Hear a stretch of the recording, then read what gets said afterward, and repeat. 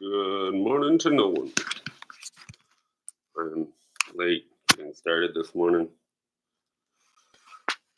But it really doesn't matter. I'm here. I'm showing up. Doing what I'm doing. What is that? I don't know. I'm cleaning this disaster of a mess here. And cooking my breakfast. And planning my day.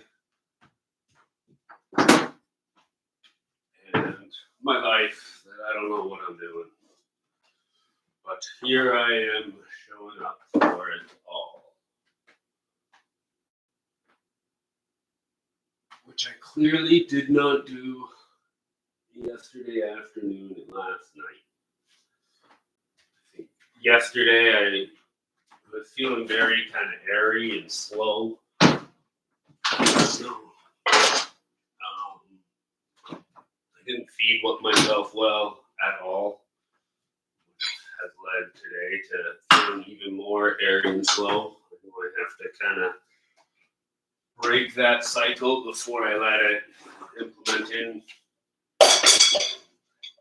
into me. I don't want that. The only way to do that is to stay very conscious and aware today of what I'm doing, whatever it is I decide to do. Even if I decide to sit and watch YouTube videos, as long as I do it kind of intentionally, I still have my mind on everything to fuel me and keep me healthy. That was a bit of a tangent that I'm now lost on. That can happen sometimes.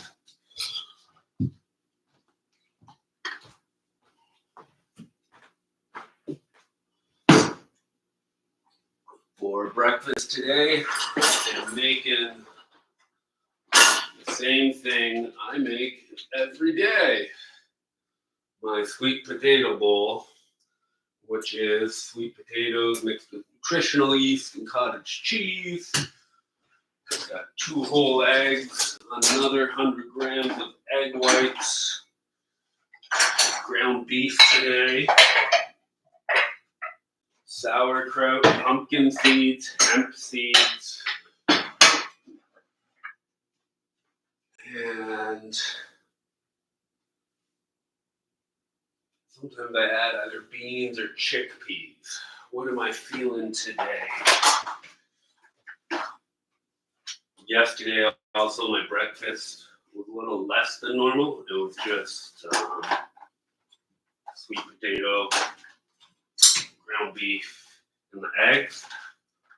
So I really didn't get all those micronutrients that I normally get. And I know it's crazy, but I wonder if that has anything to do with my airiness, space. I guess that's not crazy. But with airiness and spaciness.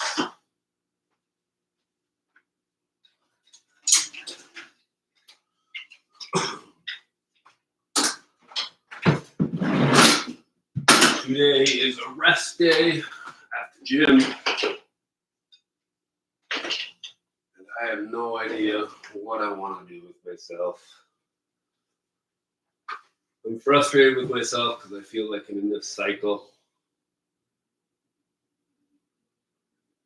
Getting up, going to the gym, eating, but not really much outside of that. I try to change it, but then, for some reason, it just doesn't stick. I need to learn how to make things stick, how to get more consistent. Right now, I feel the only thing I'm consistent in is the gym, my nutrition, and my self-care. I shouldn't be frustrated about that because that's what I've been focusing on for the last 3 or 4 years. But I'm frustrated that I've kind of zoned in so much that anytime I try to expand out past that, I feel overwhelmed. And I feel like I'm going to lose those core self-care, nutrition, and the gym. And I don't want to lose those.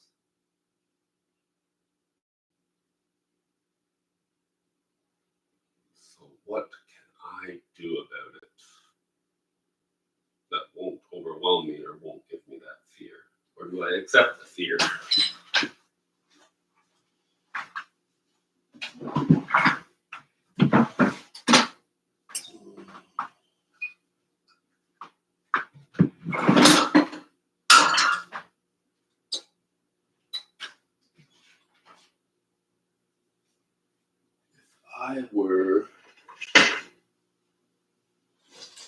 What would I be doing if I did not have that fear? I would be doing the renovations in my basement. I would be doing my garden and my property.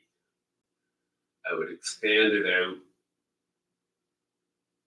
that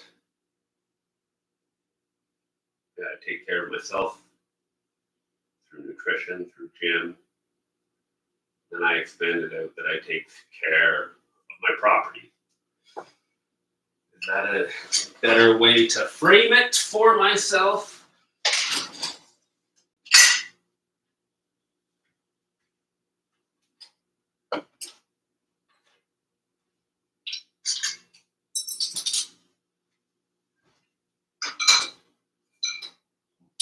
I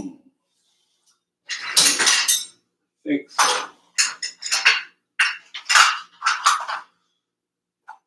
How do I put that into action?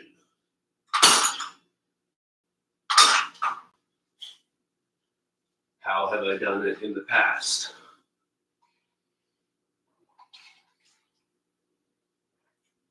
Whiteboards, checklists, to-do lists, which I still have fully done that I could pull out. I have a whiteboard that's just filled with to-do lists of the house that I had up for 3 months or so. I kept adding on to it. I did get stuff done in that time period as well, but I found I got more added to the list than I did get done, and eventually, the list just got overwhelming. I'm like, fuck that. Took it down, put it in my spare room. Have not looked at it since. I started loading the dirty dishes, and I have not emptied it fully yet.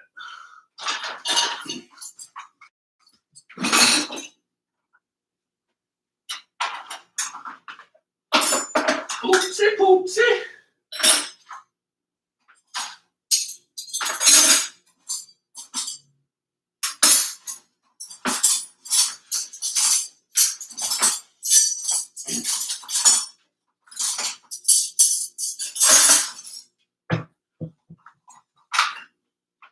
I feel if I start planning, it just puts me to the point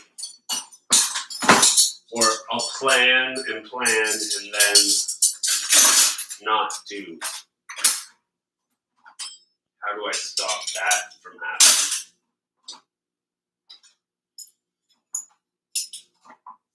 The first thing coming into my mind is some sort of reward system for myself.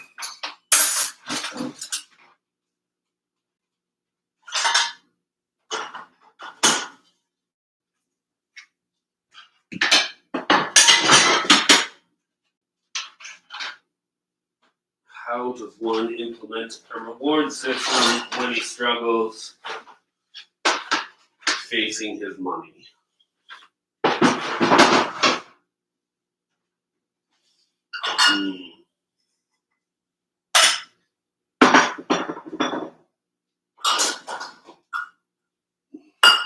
He's got to face his money.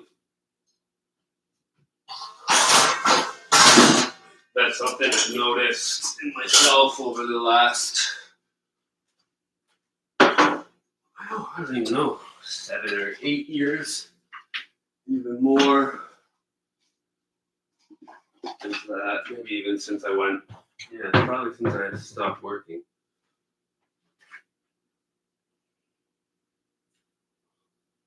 Because I don't like to, I don't think accept is the right word of my money issues, because I'm not in a bad place. It's I don't like to deal with it.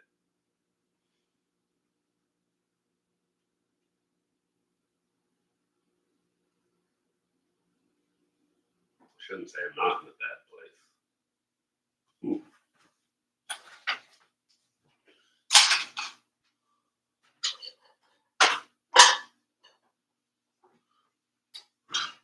I'm secure in where I'm at. I just wish I was. I wish I want more. Now, why do I wish that? Why do I need more? I need more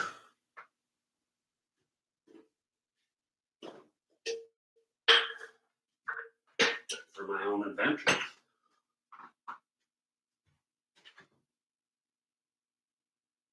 I find what I'm bringing in now sustains me at the life I have, which is a little adventure lacking. Why do I need the adventures for my soul? Why can't I find that without the adventures?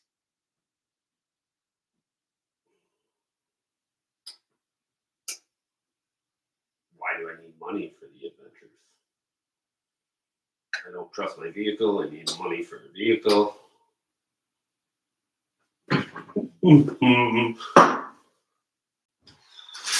Working through stuff.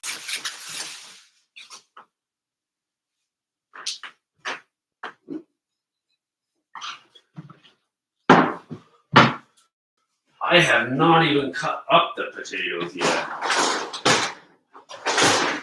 Pretty embarrassed with how I left my kitchen last night, to be honest. It's crazy, like 6 months ago, I was a complete clean freak. And then over the last, 2 months, I've accepted that I'm cooking so much that I have to have some leniency on, how clean I let, or how dirty I let things get. But then I went too far on the other side, and I think I had too much leniency. So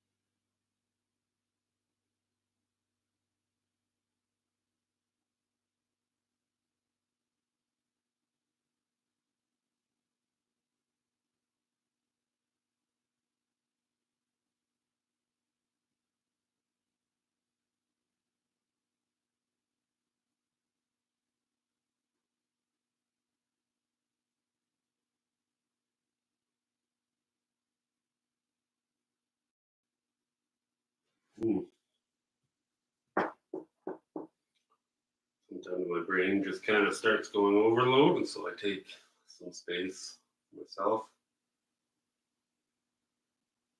to reground myself.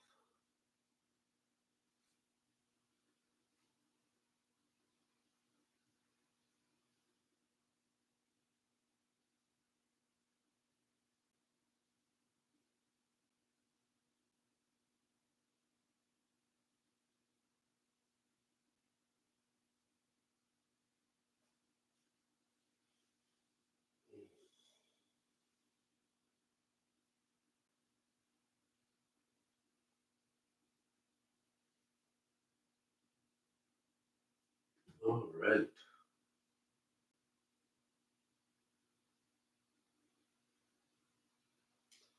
I'll switch focus now to starting this breakfast, cleaning.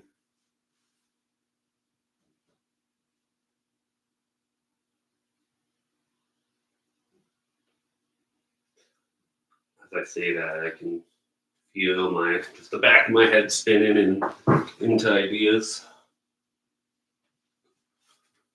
Do I let that go? Do I not?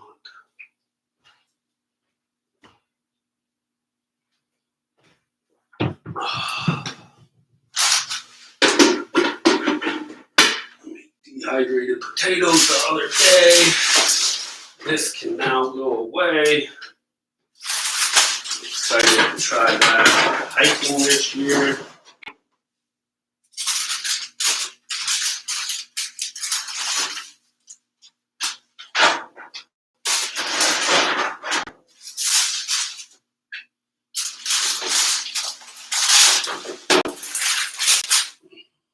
I don't know what I was thinking here. Put the potatoes on like a ridge thing, and of course they all fell right through, and now they're stuck in the grid. Bad scene for everyone.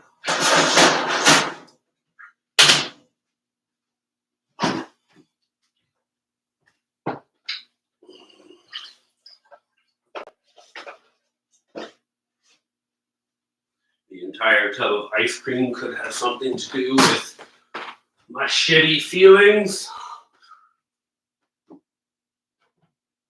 I need more water, but I also need more coffee. Had one coffee today, and because the pre-workout has so much caffeine, actually I just switched it to the one with a little less, and I plan to slowly get myself off the stimulant pre-workout, but on my non-workout days, my head can hurt a lot.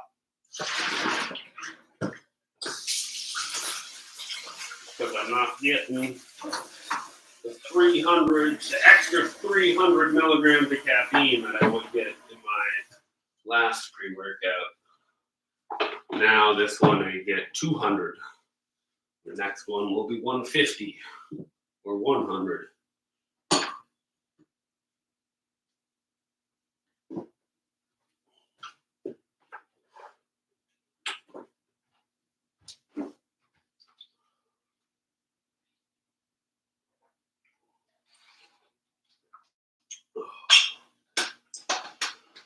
Something I've been putting off getting as well is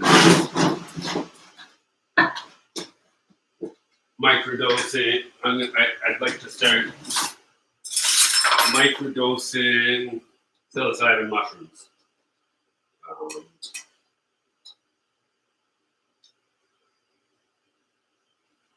I think they have a lot of power in being able to rewire and rework the neurons in the brain. At the same time, just giving me a more grounded presence through the day. I'm working with a therapist who has a lot of experience around psychedelics, and it's something that I want to start with intention.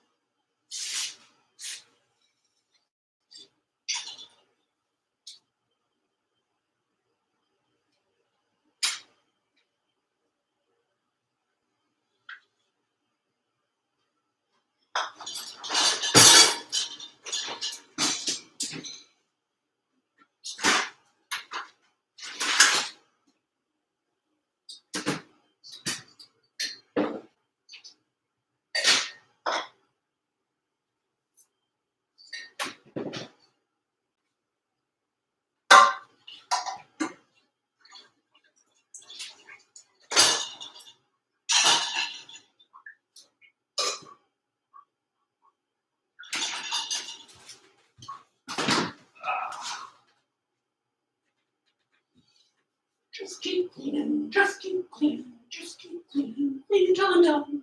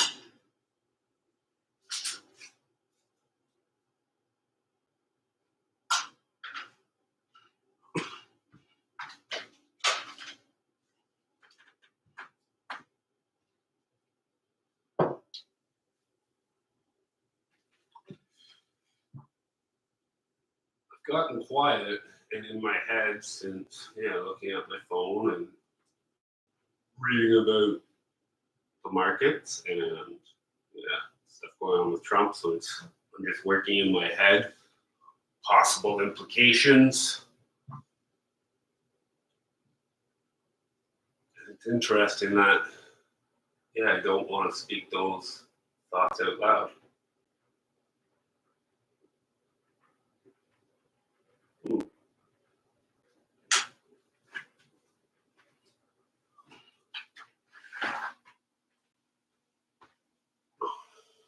Why is that?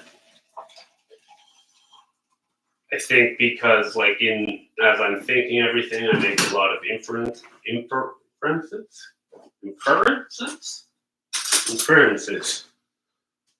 that may or may not be true, and I don't want to put that out there. My mind works in mysterious ways.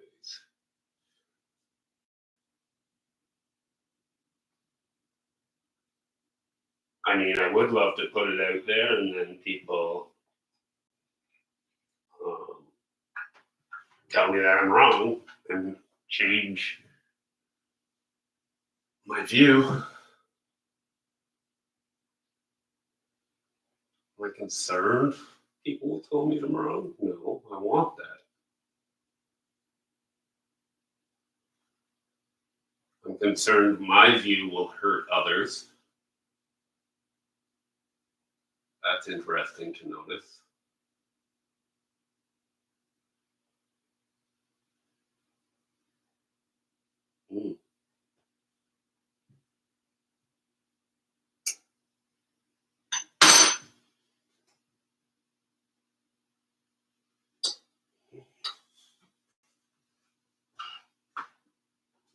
Getting shivers from that realization.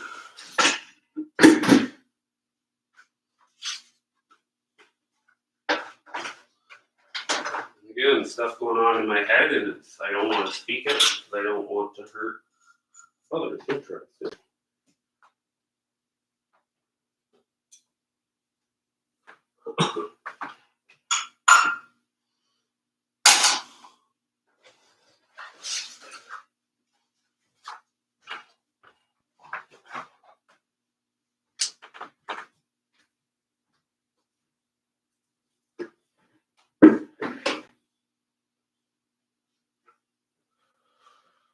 Cleaning is never ending.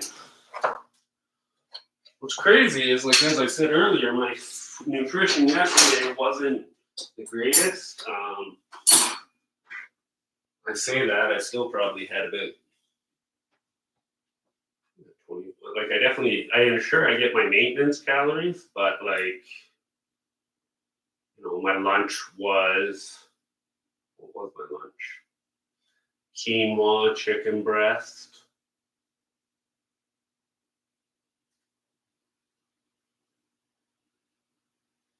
Some sort of veggie, I believe. No, tahini. My dinner was pork chop.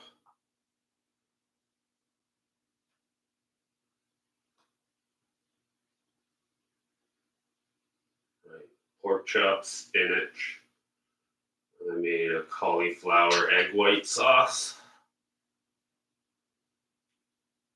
And that doesn't sound horrible. I think it's more the volume that, yeah, it doesn't sound horrible, but I mean, I'm thinking now it might have only been 2,500, 2,000 calories. And I'm trying to aim for 4,000 or so. And yesterday and the last few days, I've noticed my water intake, my hydration, not very good. Also feeling that in the back of the head today. And that, yeah, really not very good where I'm drinking a lot of coffee. I have my pre-workout and my protein shake with water, and I was only drinking one of these. When my ideal goal, I don't like to really have goals in that sense, is 4 liters a day.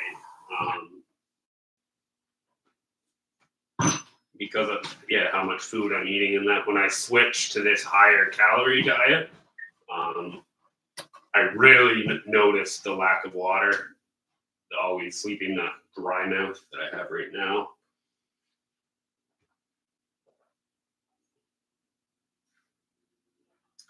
And was that due to just water?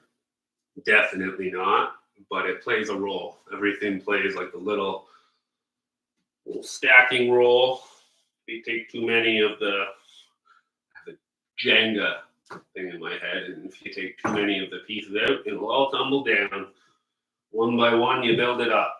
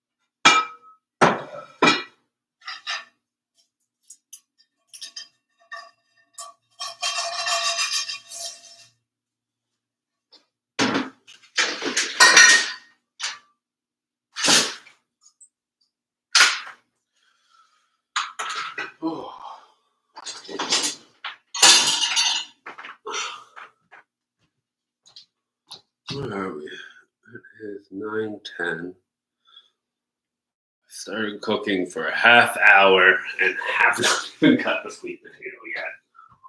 Cool.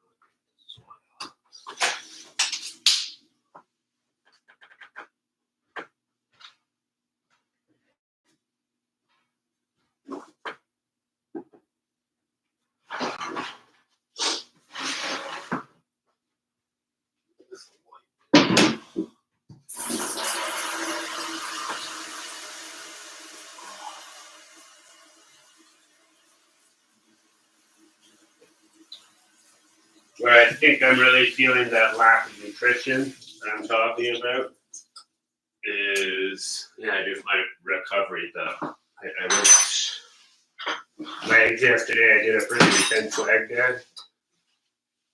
So I would expect to be a little sore, not as sore as I am now though. So like my recovery definitely isn't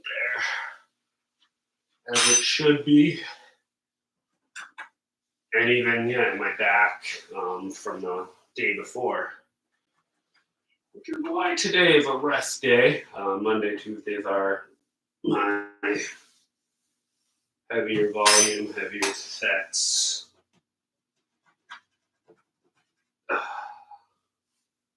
Yesterday I hit 300 on the hack squat, which is nice. My 5x5s.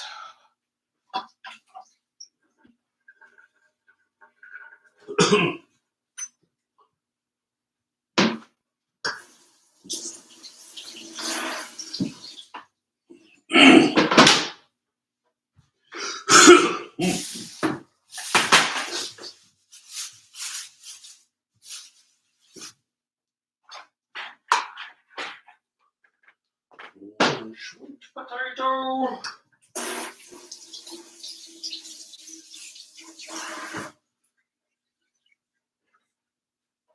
Bam, bam, bam. Bam, bam.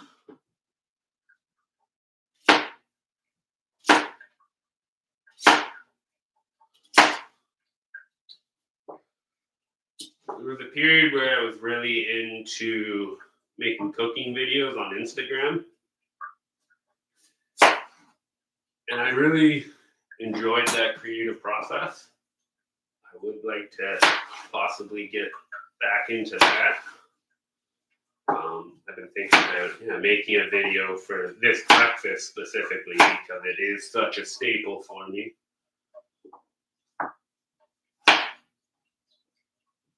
Because I liked making the videos, but I still felt the quality wasn't as high as it could be. My vision isn't fully in the videos yet. I'd like to keep creating the vision that I have.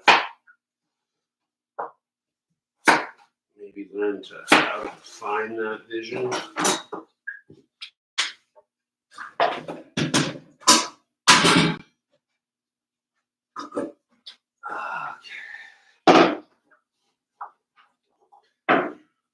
Sweet potatoes. Sweet potatoes. Sweet potatoes are yummy.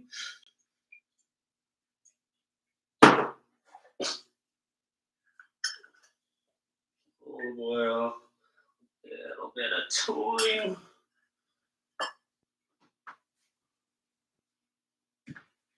Onion powder.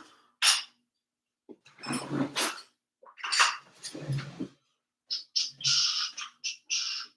powder. Garlic powder. Smoked paprika.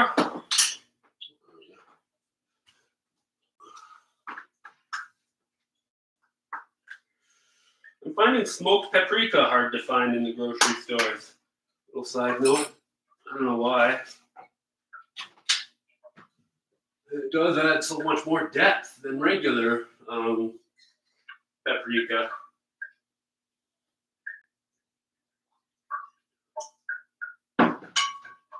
Bulk Barn definitely always has it.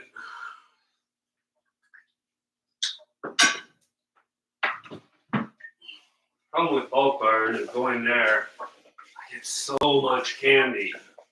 I have to plan for a day of sugar crashing, or an afternoon of sugar crashing at least.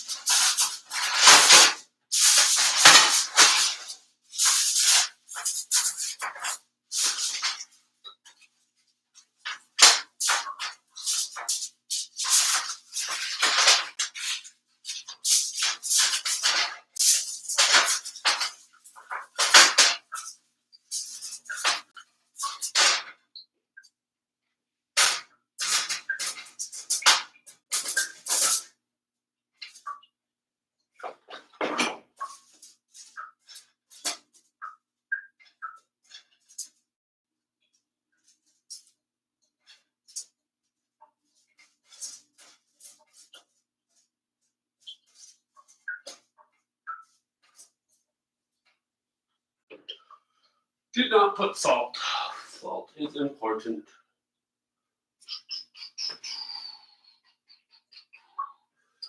Where is my salt? There it is on the table. Cool. Pepper as well.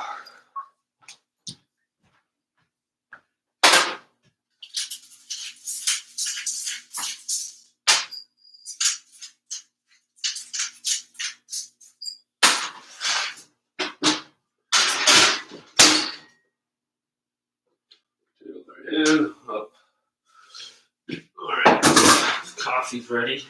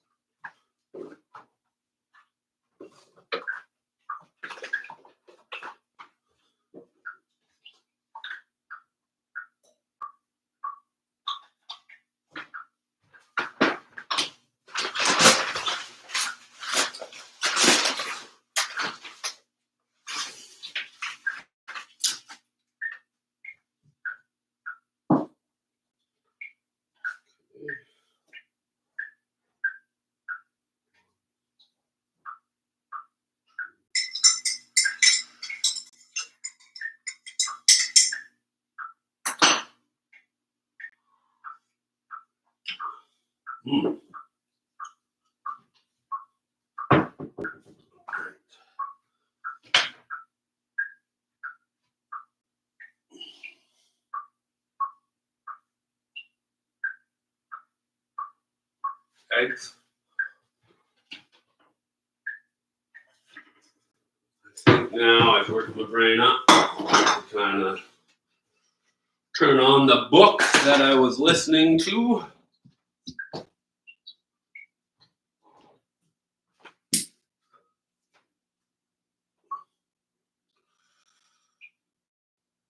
Book is called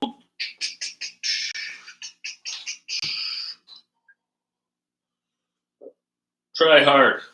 It came out yesterday, actually. Max Kerman. It's about being creative, and it's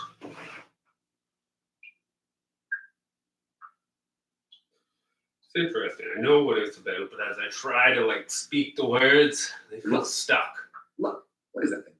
Sometimes I've asked about when our Kel's got our lucky big break.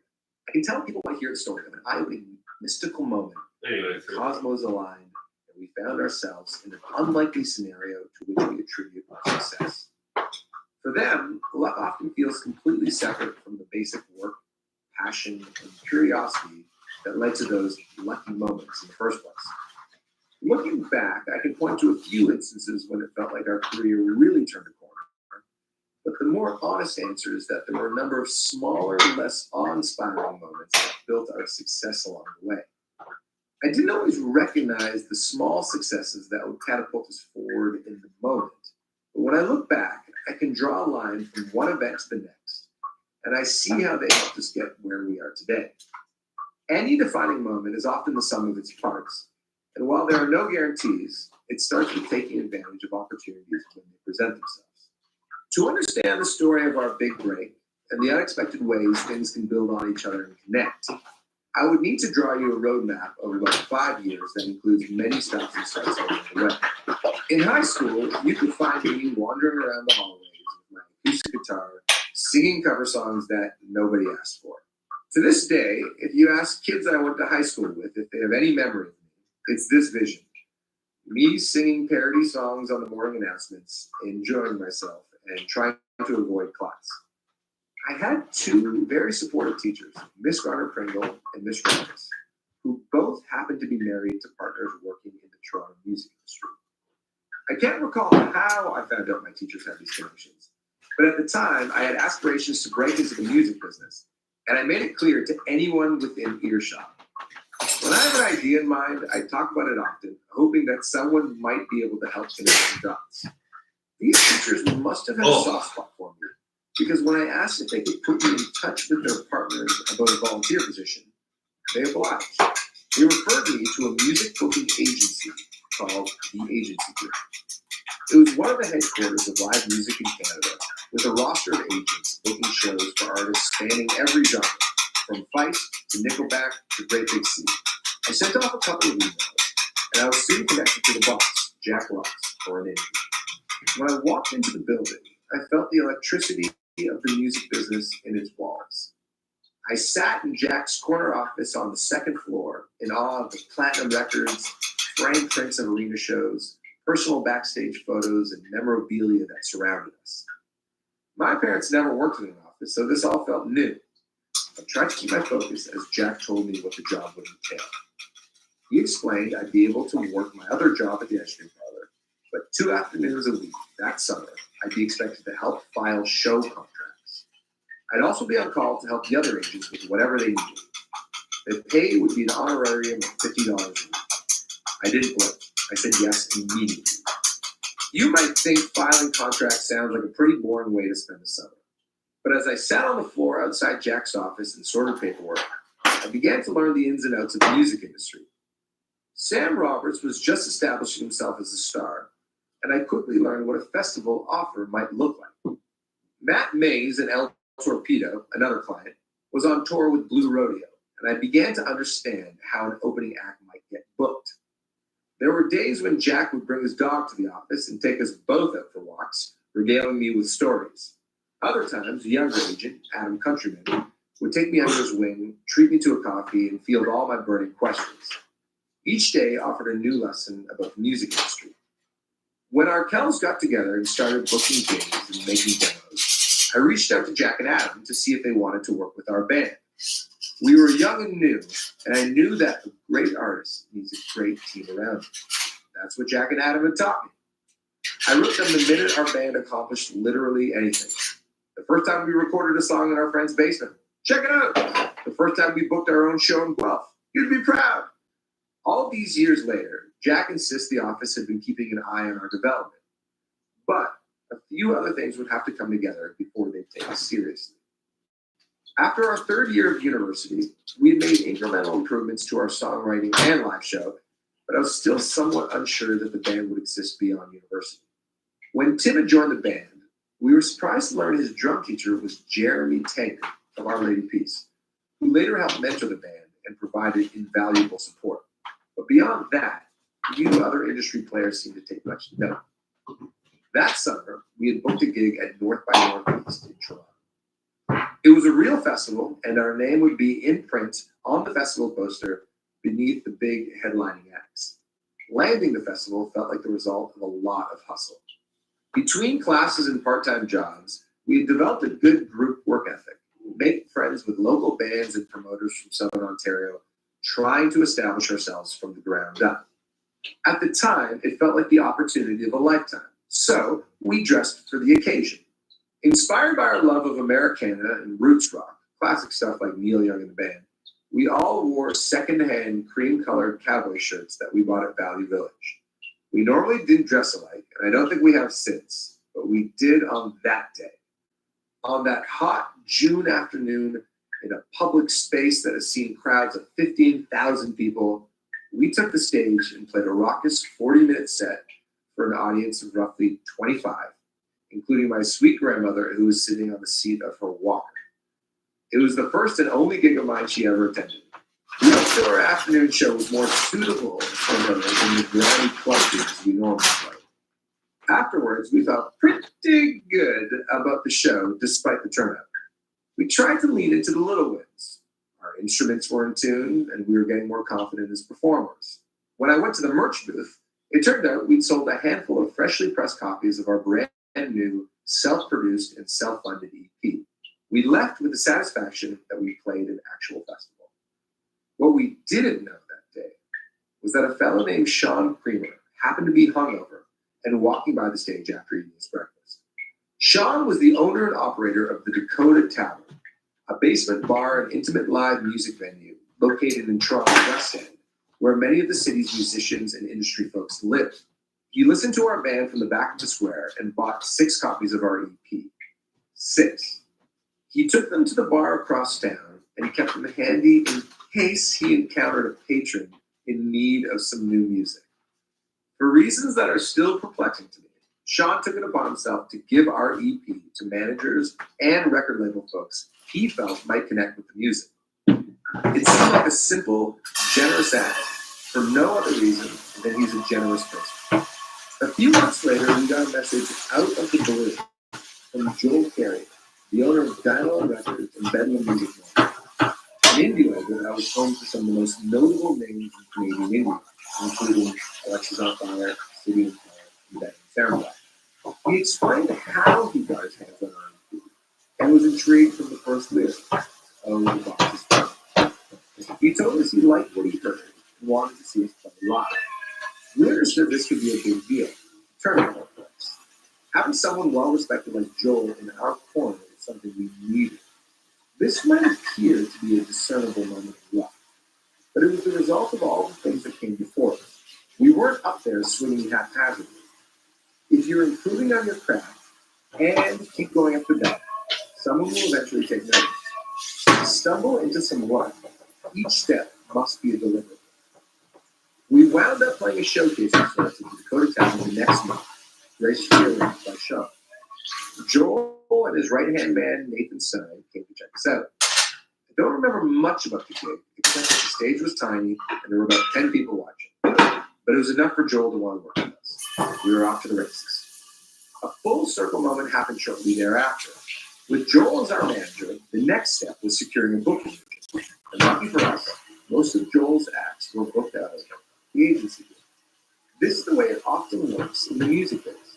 If you want to work with a manager on their big acts, you're often obliged to take on their development. In our case, if you wanted to work with Joel's established bands, then you also have to work with ourselves. Jack and Adam naturally became our agents. The luck of working with Jack and Adam, my 2 former bosses, felt like having a security blanket with us as we entered the next phase of our career. Anyone who's found some commercial success has a version of this story. I sometimes think about what would have happened if Sean Creamer hadn't walked by Yonge and Dundas Square that day. How would our career be different? If luck existed, it had just as much to do with our ongoing hustle as it did with any collision with serendipity.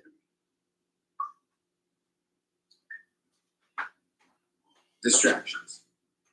When we started working with our first manager, Joel, and he agreed to put out our albums on his label, we were thrilled. The timing was perfect. We were just finishing university, so our next life decision had been made for us. We didn't have to worry about finding grown-up jobs or applying to grad school. We had a plan. Go on tour, put out our debut record, and cross our fingers that an audience would discover us. We assumed that if we did all of this correctly, we'd be able to make music our full-time career. What we didn't know was how important momentum can be. We didn't fully understand how much time and attention ought to be spent on each area of our operation. During this period, I developed a feeling that I'd later come to understand most artists experience. I began to notice what felt like an internal radar gun, monitoring the velocity of our career. As an artist, sometimes it feels like your career is going too fast, and other times it feels like it's grinding to a halt. I've come to recognize that each part of our creative evolution and business operations moves along at its own pace, but is ideally cruising at a comfortable speed. Most of the time, the way you perceive your career correlates with the compatibility of your team. Things became complicated after our 2009 showcase at South by Southwest in Austin, Texas. We were the belle of the ball at that festival, and every major and indie label wanted to sign us. It was a very exciting time, and I don't think we realized how unique the kind of attention we received was. We were only 22, and everything, specifically the fate of our long-term future as a band, seemed to be happening at once. Things began to fall apart with Joel when it came down to choosing which international label we'd sign with. Atlantic Records was at the top of the list, and their A&R reps, the label staff responsible for signing and nurturing talent, were in hot pursuit of us. Following South by Southwest, they flew to Whistler, BC, London, UK, and Hamilton, Ontario to see our Kels perform, and attempted to familiarize the band with how our working relationship might look. They wanted to demonstrate that they were serious about being in business with our Kels, and spared no expense doing it. Eventually, we flew to New York City to visit their office and meet the entire team, before a fancy dinner and a night out at the Blue Note, the legendary jazz club. We were having trouble making a decision, as the details of the deal felt increasingly complicated. A new business model had taken hold of the music industry called the 360 deal, which meant that the label would be involved in all parts of our business. Traditionally, labels made their money by selling music, and that was it. But with the rise of digital streaming and diminishing returns on album sales, labels insisted on participating in other revenue streams, such as merchandise, touring, and other commercial licensing royalties that they would help oversee. We were warned by many smart people that major labels, despite their excitement, were also impatient and greedy. As a new band, we had little leverage to negotiate. We had heard stories from other bands and managers that if things didn't go well for our Kels in the beginning, we'd soon become an afterthought. The next band would become a priority, and all of the services Atlantic was committed to providing would dissipate and would eventually be dropped. We were also warned that even if things went well for the band, there wouldn't be all that much money left because the label was taking a piece of all the action. This big decision coincided with another piece of business that had previously been set aside. Joel wanted us to sign a management contract. Up to this point, he had worked with us in good faith, but now wanted to formalize an agreement. It was a reasonable request, although not compulsory in the industry. Many artists have handshake deals with their managers happily. These were two big contracts for a young band to reckon with in the middle of a relentless touring cycle. And we had a lot of time to talk about it. Maybe too much time. We spent hours in the van driving from one town to another discussing both contracts. And I remember things becoming very blurry very quickly. Anytime a unit spends an inordinate amount of time together, groupthink can happen. An in-group versus out-group mentality. We developed an unhealthy sense of paranoia about our manager's intention and Atlantic Records' motives. Too much time to think can be a curse. What we did next is the part I'm most embarrassed about. We put on our business cap and stopped being musicians. We even stopped being entrepreneurs. Entrepreneurship is fun, it's creative. We started acting more like shrewd lawyers than friends who wanted to make songs and work in the music industry as a band.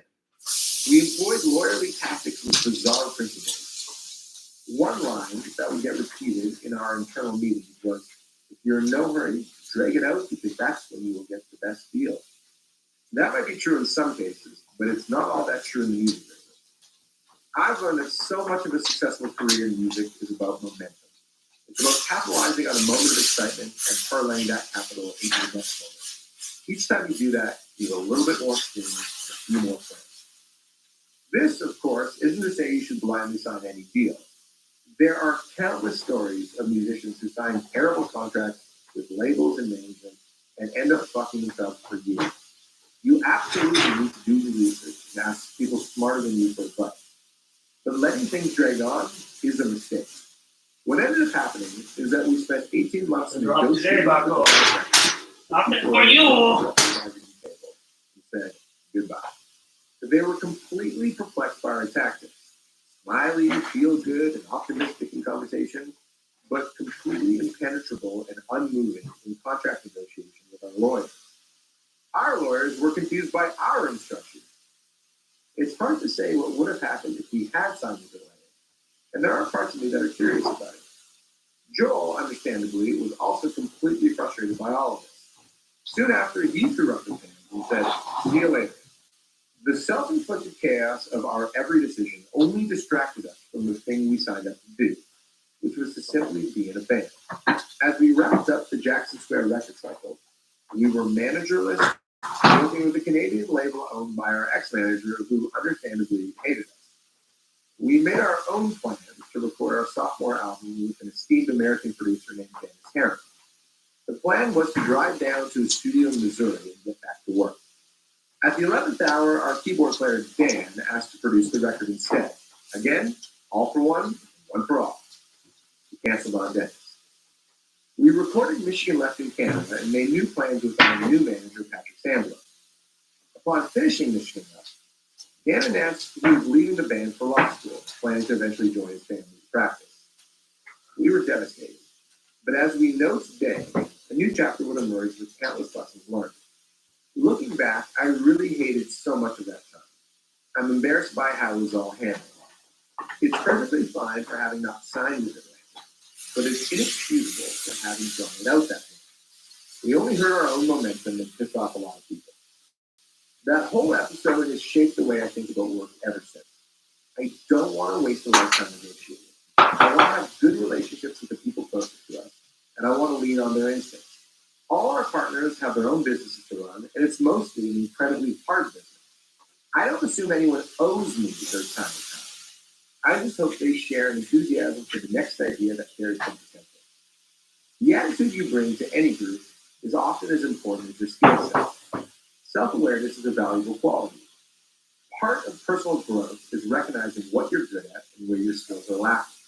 In recognizing my own shortcomings when it comes to business, I've come to revere the people in my life who are guardians of my creative work, our managers, agents, accountants, and label staff. I hope they feel empowered when they're doing their job. I've learned that this quality, learning to delight in other people's skills, is itself a form of business acumen. So this is how it works now. Every morning, I wake up to an ongoing to-do list of ideas. Some are long-term projects and some are time-limited. Since there's mutual admiration with our business partners, the conversations are largely enjoyable and energizing. There are negotiations about contracts and money, but it's always with an understanding that the more we all work together and get along, the more success will be had. The inverse is also true. The less we love working together, the less successful we will be. Developing this familiarity with the professionals around me is one of my favorite parts of the job. For example, I love our business managers and rarely question their advice. What do I know? I overshare so they have a clear picture of my life.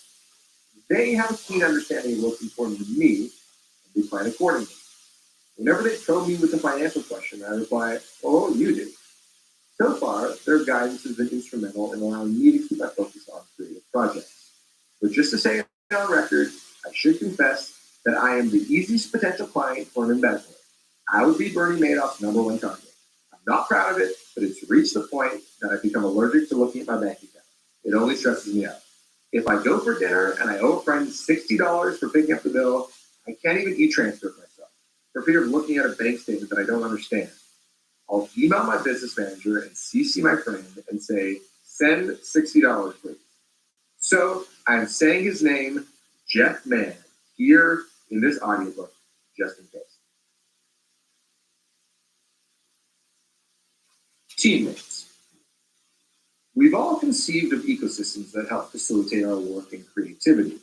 Every band or group, for better or worse, develops a belief system and set of values that guides their day-to-day. It's the rhythm of communication and division of labor between teammates that offers structure and purpose. When you're inexperienced, it's one of the only ways to provide clarity during an intense time of development. When Tim, Nick, Mike D, Dan, and I first secured ourselves to the unit, we had an artistic relationship with one another that seemed to be working. We had landed a record deal, a manager, and booking agent. We had international label executives ready to sign us. Fan by fan, we won over audiences with every show. At the time, it was impossible to imagine there were other ways to work successfully. In 2011, when our original keyboard player, Dan, announced he was leaving the band to attend law school, it rocked our foundation. I imagine it's no different than learning a beloved colleague is leaving for another job. It was jarring and the future became unclear. Beyond the sadness of Dan choosing to leave the band, I had genuine concerns for the first time. Well, one concern, songwriting. Songs are the nucleus of everything we do. Nothing else matters if the songs stink.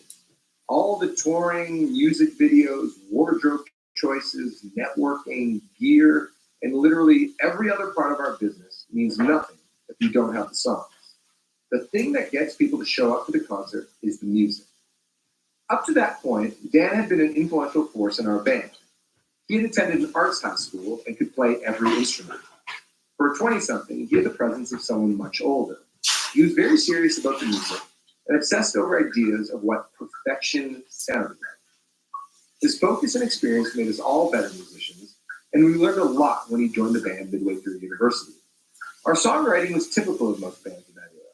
Most songs from Jackson Square and Michigan Left started with acoustic versions that I wrote, and the band would begin to jam them out in earnest, making sense of the arrangements together. Unlike musicians who always knew they were going to make it, no one in our band necessarily expected making music to turn into an actual job. We were all realistic about how rare it was to make a career out of performing and writing music in an original band. Mikey and Nick were ready to go to grad school. Tim was well equipped to be a gigging drummer and studio engineer. But now we had something to lose, and we didn't want to fumble it. When Dan left the band shortly after we made Michigan Left, we toured the record, but knew it wouldn't be long before we had to start working on new songs again. With the member gone, we had to redevelop our working relationship. How did we manage the hole that Dan left behind? Practically, the first thing we needed was a new keyboard player. Tim introduced Anthony to the band. They had known each other from the Mississauga punk rock scene, and we were more than confident in his abilities as a live performer. But because we had such limited experience writing with anyone outside of the band, I was doubtful we would be able to recreate the kind of songwriting chemistry we'd had up to that point. This, of course, in retrospect, was incredibly naive.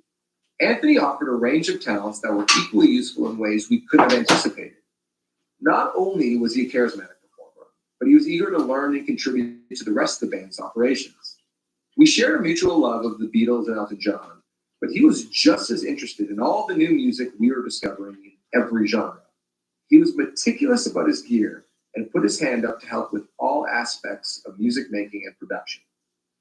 As he found his own lane within our team, new opportunities presented themselves for the rest of us. A new chemistry began to emerge. In the summer of 2013, the five of us rented a room on Houston Street North in Hamilton for $500 a month. It was a big old brick commercial building being renovated as an event space for local artists. Every other room was an active construction site, which is why the landlords were happy to earn some rent money from tenants like us who wouldn't be bothered by the noise. The room was the opposite of acoustically treated. It was on the second floor and had big glass windows and high ceilings that only made everything that much louder. Every electric guitar chord and drum hit reverberated and bounced around the room, making it somewhat hard to hear exactly what was going on. There wasn't any air conditioning for the first few months. With the Hamilton sun beating through the big windows, shirts would come off as we worked through the tunes. None of it was physically welcoming, but it was ours. From 11 a.m. to 5 p.m., 5 days a week, we worked on new material. For the previous two records, we had come to lean on Dan as the arbiter of many artistic decisions. With Anthony in the mix, the energy of the sessions changed. It was a bit more democratic, less intense, and we all had a bit more space to offer our opinions. The songs started to develop quickly, and with each rehearsal, we got a little tighter as a band and more comfortable with the arrangements. During those sessions, we wrote 11 Come to Light, Never Thought That This Would Happen, and Leather Jacket. We didn't have a name for the record yet, but those songs would become the High Noon Sessions. As our ecosystem became more collaborative, our music sounded more adventurous, even unpredictable. I came to learn that the unknown shouldn't be feared. It could be met with curiosity and an understanding that the path forward is what you make it. Imposter syndrome. Occasionally, someone will come up to me and ask how I muster the courage to perform while simultaneously appearing confident and carefree. The question is often rooted in the premise that they're not good enough. They ask, how do I get over imposter syndrome? They are often an aspiring musician with some creative insecurity. I tell them the following. Most people don't really give a fuck about your journey. I sincerely mean it. People have their own problems to worry about. They're often too busy to really be judging you. Work as hard as you can, create something that you're proud of, do your best, and keep it moving. Each moment is a lesson to serve the next. I don't know if this speech is perfect, and I should probably workshop it a bit more, but it's what I feel and I think it has some use. This is not to say that I don't experience some version of imposter syndrome. I do. It's just that everyone's imposter syndrome comes out in different ways. And mine tends to reveal itself during the quiet moments off stage when I'm left with too much time to ruminate. That's when my insecurities rise to the surface and I run into problems. When my confidence is down, it's easy to imagine all the ways I might be inadequate. In an effort to feel better and get some work, I try to investigate the root of what's causing stress and deal with some ideas. A case in point was when I was reading Rick Rubin's book, The Creative Act, which is about unlocking your creative potential. The book came out while I was writing mine, and just about every page made me feel better about my own artistic pursuits. It's a very meditative book with short chapters that describe simple and often counterintuitive ideas about creativity. But as much as Rubin's book was grounding and honest and felt like the truth, after sitting with it a while, I started to have doubts. Not about the artist stuff, he nailed that on the head. It's just that the book was so good, I started to wonder whether I should even bother to write this one. He's got everything you need in his, I thought. But then, not many days later, I heard a clip of best-selling author Malcolm Gladwell interviewing Rubin about the Creative Act. And Gladwell revealed his own insecurities in relation to how he stepped up against other writers. Rubin pushed back. He said that making art is not an act of competition, it's an act of love, and therefore comparing yourself to others is beside the point. The art from two different people will be distinct, even if it's covering similar terrain. He put it plainly, Rick Rubin is the only person on planet Earth who could write a Rick Rubin book, and Malcolm Gladwell is the only person who could write a Malcolm Gladwell book. It's a very simple point, but it's a good one. How it compares to any other book isn't the point. The point is that it's uniquely his own, with its own voice and perspective, and that's good enough. The goal can only ever be to be the best possible version of yourself. So I kept writing. I've experienced this feeling while making music too. During the summer of the high noon sessions, I'd head to band practice and feel overwhelmed by thoughts that our music couldn't compare to what we had done before, let alone what else was happening in the music culture. So it felt like fate when we got a message out of the blue in our MySpace inbox from a musical hero, Tony Hoffa. 2 years earlier, before we recorded Michigan Left, we had made a wish list of producers that we wanted to work with. Tony, a Los Angeles-based producer who made albums with Beck, Kooks, M83, and Phoenix, was at the top of the list. We reached out to his manager but heard crickets. We assumed that we weren't on his level and moved on. So, when we heard from the man himself, in a direct message on MySpace, we didn't quite understand what had happened. How had he heard of our band? It turns out it was rather simple. Tony's manager had a new email address, and he hadn't updated it on his website. He never got our email in the first place. This is a good lesson. Don't assume just because someone doesn't get back to you that they hate you and think you're trash. That's your imposter syndrome rearing its head. Just by chance, Tony had come across an Arkells live session online and liked what he'd heard. He wrote us not having any clue that we were desperate to meet him in the first place. 2 years after we reached out, we had a chance to head to Los Angeles and make a record with a sought-after producer. We rented an Airbnb in Eagle Rock, a neighborhood just outside downtown LA, and worked 6 days a week in Tony's small but efficient studio. Tony expressed how competitive the music industry was, as the trends and sounds were always evolving. While he loved and owned plenty of vintage gear, he explained why it was part of his job to be open to new recording technologies. Even though he was by far the most acclaimed person we'd ever worked with, he had a sense of hustle that stayed with me. But one of the best takeaways for our band was grasping the value of working with an outside voice. Any personal quibbles that might have existed between band members didn't exist in conversations with Tony. We knew his only interest was making the songs as good as they could be. Feeling empowered, we experimented in the studio more than ever before. We doubled Nick's bass parts with synths. We used drum machines for the first time. The songs were more heartfelt and romantic. There's no way a song with the sentimental lyrical content of 1111 or Dirty Blonde would have passed the sniff test on Jackson Square or Michigan Left. But Tony gave his blessing for all those ideas and encouraged us to push even further in that direction. Through the entire process, we developed a deeper trust and confidence in one another.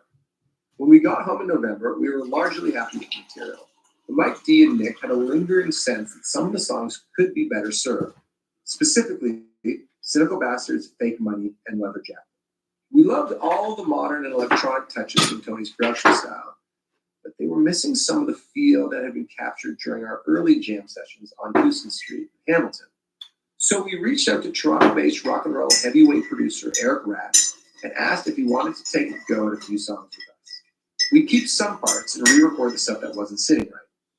Unlike Tony, who usually listened back to songs at a moderate volume, Eric loved to turn the studio monitors up to 11 and feel the power of the drums and bass.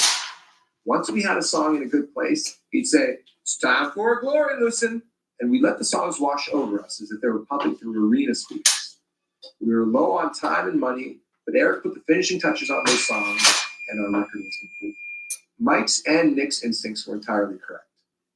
At first glance, Tony Hawker and Eric couldn't be more different. Tony is 5'7", slim, with a crisp haircut and thick rim glasses.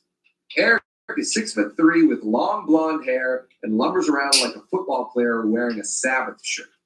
Their workflow and energy in the room are totally different, but they're both uniquely gifted in their own ways. They have taught me that a successful creative process can look and feel different at various stages, while still enjoying it all the same. The validation for this new process came shortly after High Noon was released. As we began to tour that record, we realized that our biggest songs in the set were now from that album. The reaction to Leather Jacket continues to be one of the biggest moments of an Arkell show. It's a song that has been covered in pubs all over the world. It's a song that drunk dudes at sporting events start singing to me as I pass them in the beer line. I am grateful for that song. Today, I work at a pace that doesn't allow much room for imposter syndrome. It never goes away completely, no matter how much. There it is. I can always feel it coming on when we have too Spilling my coffee everywhere. Continuing to And work breakfast. is the ultimate antidote. Lucky for me, that Sweet. pursuit is never ending.